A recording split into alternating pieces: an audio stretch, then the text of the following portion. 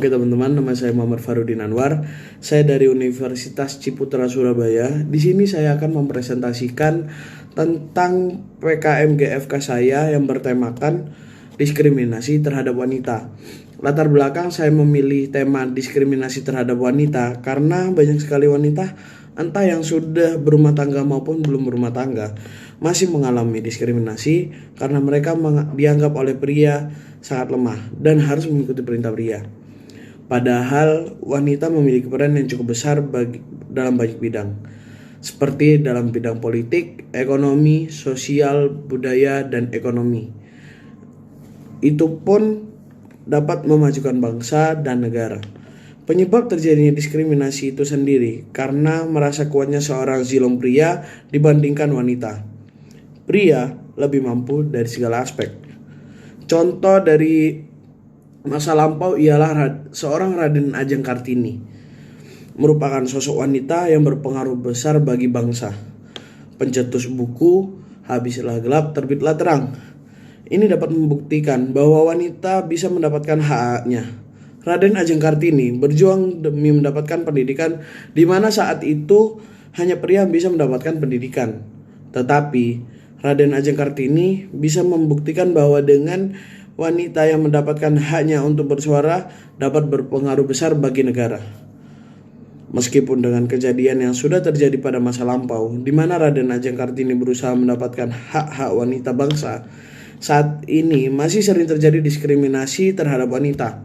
Wanita sering mengalami kesenjangan sosial di tempat kerja, seperti hambatan kesempatan, stereotip, dijadikan pesuruh, dan masih banyak lagi.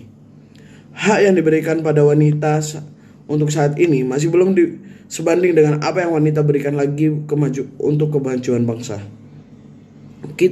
Kelompok kami berasumsi bahwa masih banyak pria di luar sana mendiskriminasi wanita dengan cara tidak memperbolehkan mereka bekerja, merendahkan mereka, dan memperlakukan tidak adil. Hal ini sering terjadi di tempat kerja di mana wanita jarang sekali dihiraukan seperti yang dikatakan survei bahwa 62% karyawan wanita mengatakan bahwa ide yang mereka sampaikan sering tidak mendapatkan respon oleh atasan mereka. Pada survei tahun 2020 memprediksi bahwa 1,4 juta lapangan pekerjaan di bidang sains komputer akan tersedia dan hanya 3% di antaranya yang wanita atau bahkan jabatan tinggi yang diisi wanita hanya kemungkinan kecil. Oleh karena itu, hal tersebut dapat merugikan para kaum hawa dalam bidang karir, gaji, dan fasilitas kerja lainnya. Deskripsi gagasan yang kelompok kami ajukan untuk menghindari diskriminasi terhadap wanita, tidak semua masyarakat mengalami diskriminasi berdasarkan ras atau etnis. Namun, semua masyarakat mengalami diskriminasi berdasarkan gender dalam bentuk kesenjangan dan perbedaan dalam tingkatan yang berbeda-beda. Seharusnya wanita berinisiatif untuk menjaga dirinya dan memilih pertemanan terhadap lelaki yang menurutnya pergaulannya baik. Wanita juga harus tegas dan waspada apabila terjadi hal yang dianggap akan membahayakan dirinya, sehingga dapat minimalisir kekerasan terhadap dirinya.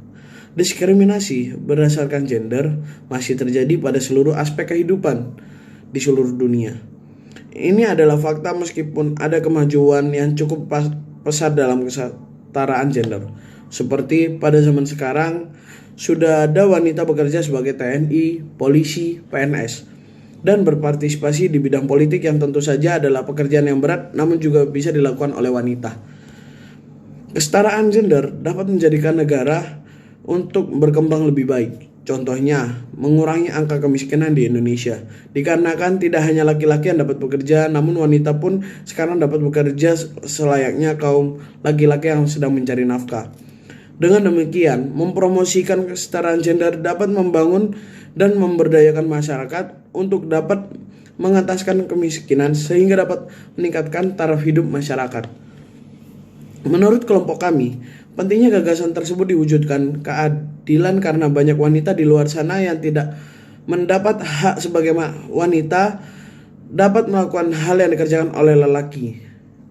Padahal wanita juga dapat melakukan aktivitas yang sama dengan laki-laki. Hal ini sebagai contoh yang telah dilakukan wanita sekarang oleh Ibu Sri Mulyani, Risma, Susi Pujiastuti, dan tokoh wanita lain zaman sekarang yang telah menjadi contoh baik terhadap semua kaum wanita di Indonesia. Bahwasannya wanita juga dapat bekerja dengan baik dan menjadi sosok pemimpin. Kesetaraan antara laki-laki dan perempuan tidak hanya menciptakan pertumbuhan ekonomi yang inklusif, tetapi juga kualitas yang lebih baik dan menciptakan potensi lebih banyak untuk masing-masing negara. Oke, itu presentasi saya tadi. Sekian dari saya. Salam entrepreneur.